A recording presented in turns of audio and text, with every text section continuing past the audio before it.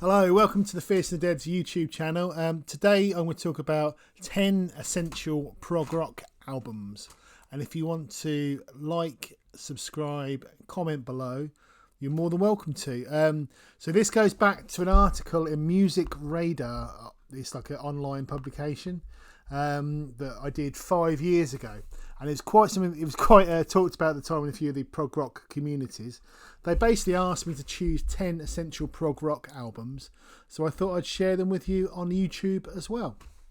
So the first one is Red by King Crimson. So my attitude to progressive music is that it's music that moves things forward rather than being 70s prog, being this retro thing, which I've got I've got some interest in, and I respect a lot of the bands, but it's just not really what I want to do. So, the quote from the article was music that moves things forward. And I think, what I'm interested in is essentially ambitious rock music. So here is the first of my 10 essential prog albums, which is King Crimson, Red. So the opening to the song Red sounds huge, amazing for the time, massive guitar and bass sounds. The thing here is the difference between music that actually progresses and more retro prog stuff, which is really 70s retro symphonic rock music, which I have nothing against but isn't for me. I think there's a wider vocabulary you can use for rock music, taking inspiration from minimalism, metal, experimental music, pop and around the world. Inspiration is everywhere. And then the rest of it's talking about how much I love King Crimson. They invented the blueprint for progressive music in the court of the Crimson King. The lineup with Bruford, Cross, Fripp and Wetton was truly remarkable. By the 1980s, they moved on to the Blue lineup, which is incredibly inspiring. Minimalist influence, Philip Glass, new wave, and then onto the industrial metal stuff from the 90s. But it's all uniquely Crimson, and everything they did was remarkable and exciting. And John Wetton had the best bass sound ever. So Crimson were a band that just continue reinventing themselves and a huge inspiration to me. The song Starless is my all-time favourite King Crimson tune, especially when the violin melody comes back in at the end. It's one of my favourite moments in music. And like I say, I think I say in the article, I can't wait to see them play in London. I've been lucky enough to see them a few times, and they're a truly amazing band. And you don't need to hear me say that. I mean, what do I know? But they're remarkable. So my second choice is the Mahavishnu Orchestra, Birds of Fire, from 1973. The thing in the Mahavishnu is that for me, it was all about the chords rather than the fantastic musicianship that a lot of the people seem to focus on. So yeah, those chord sequences with the inversions were a massive inspiration for me and Fierce and the Dead. John McLaughlin was a big inspiration for me as a guitar player, and that opened the door for me to discover Miles Davis and John Coltrane. The way they brought an element of spirituality to the music was also important. Music should be joyous and exciting, and the Mahavishnu made the hairs on the back of your neck stand up. And I always stand by the Mahavishnu Orchestra. I've gone off. So the Flaming Lips, the Soft Bulletin. As far as I'm concerned, I'm interested in bands that move things forward, as I said before. So in effect, Black Flag, Sonic Youth and Husker Du are all progressive rock bands in that they were trying to make rock music progress and bring in new influences. So when the Flaming Lips brought out the Soft Bulletin, it was something new with lovely orchestral sample parts instead of the guitars. They've also covered Pink Floyd and King Crimson. They are a progressive band, and I think they sort of exemplify what is progressive now. This is 5 years ago that I wrote this, and actually there's a lot more interesting bands come through since then.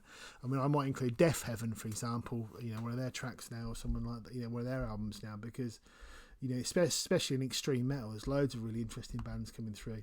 So number 4, Cardiacs, Sing to God. Tim Smith is obviously a genius, and Fari Gunhand has the best guitar solo ever, which is a fair point.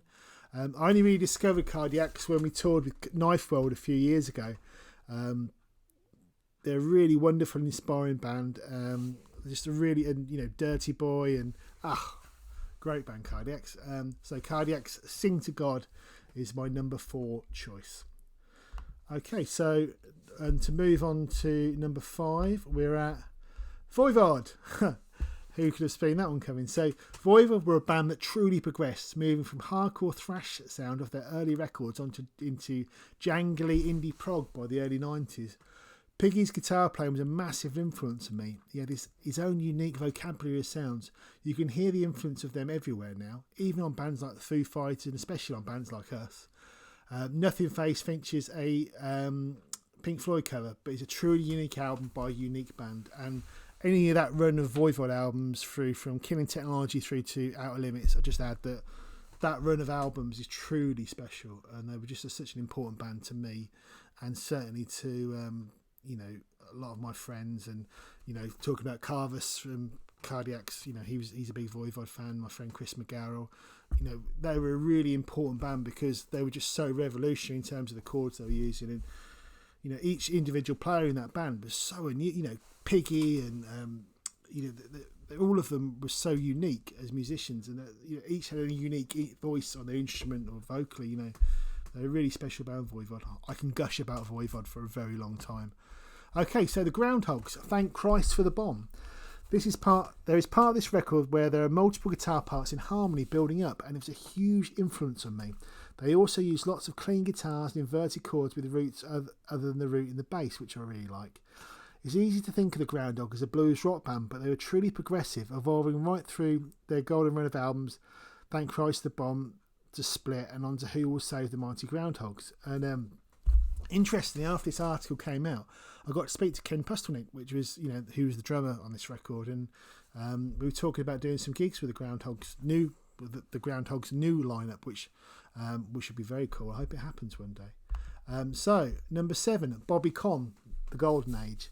I love Bobby Conn, and this album is all over the place, from glam to doom metal to weird prog rock and experimental music. His live show is amazing if you ever get a chance to see him. It's a truly inspiring record, and how what wasn't massive, I'll never know. People just didn't get it. I think people will look back on it as a lost classic in years to come, and Bobby Conn is one of those guys who could never understand why that wasn't a big thing, why Bobby Conn wasn't a Bowie or someone like that. Okay, number 8, Bruford, Feels Good to Me. This is what Bill Bruford did after Yes and King Crimson. He's one of my favourite drummers. I love the arrangements and writing on this, but the real key is the band, and specifically the amazing Alan Holdsworth on guitar, who's sadly no longer with us. Holdsworth's like Ornette Coleman of the guitar, all over the place and brilliant controlled all at once, incredible solos. I'm not usually interested in guitar solos, but Holdsworth is in a different league. And that's, the vocals by Ned Peacock are really unusually interesting, as are Dave Stewart's very odd yet brilliant keyboard sounds. There isn't another album like it, but weirdly, some modern records like those by Flying Lotus have a little of the same feel. It's like a space fusion sort of thing. So, Flying Lotus stuff's definitely got that sort of feel. And I think those sort of Canterbury Dave Stewart keyboard sounds have sort of been rediscovered of late as well. So number 9, the mighty Radiohead, Kid A from 2000. So I remember when this came out, it was a bit of a shock for me to hear it, as I was into the more conventional but no less brilliant OK Computer. Here Radiohead truly progressed. They abandoned their previous work method and started again. This is the thing that links all these bands and albums on this list, actually being progressive rather than being a prog band. It's a brave experimental pop album, and after a few listens it actually features some very clever pops hooks buried in there. It reminds me of Aphex Twin and Kahn, yet still went to number 1 in America. This still amazes me. It shows that people like interesting ideas if they just get a chance to hear them. And I think, if you listen to a lot of contemporary pop music as well, there's definitely a lot of more avant influences and a lot of weird and interesting influences in the music. And I think it's quite an exciting time. So the last one is Vessels, Dilate from 2015. Dilate blew me away recently because it's a band that started off as pretty much straightforward but excellent guitar-driven post-rock band, and then progressed into electronic music with 2 drummers. One of the best live acts I've seen recently. It's a truly inspirational record with lots of ideas. And we went on to play with Vessels, did a festival with Vessels a while back, and they were a really great band. And thinking about it now, I think if I was to do an article like this now, I think, like I say, Death Heaven might be a band that might be in there, or there's lots of exciting new records coming out all the time that aren't prog rock but are progressive. So and it's not me a case of me thinking, oh, this is better than this or anything. It's just I just want to hear new things that inspire me. And that thing of hearing music for the first time, like when you're a kid and you hear it and you go, oh, this is the most amazing thing. And I think the way to get that feeling again isn't to revisit the classics, it's to try and find new music that inspires you and excites you. So this is my 10 essential prog rock albums, which probably isn't what most people expect. There's no Yes in there or anything like that, but much as I respect those artists, that's not for me. But obviously symphonic progressive music, that's something that's I hugely respect, and a lot of my friends play in bands like that, and that's music that I don't dislike, or that's I've been to see a lot of those bands and really enjoyed it. It's just I'm coming from a different direction, and that's just the way it is. But thanks so much for listening, I do appreciate it. And if you enjoyed this video, please hit like, subscribe down the bottom, and say what you think your 10 progressive rock albums are in the comments. Thanks for listening. Take care. Bye.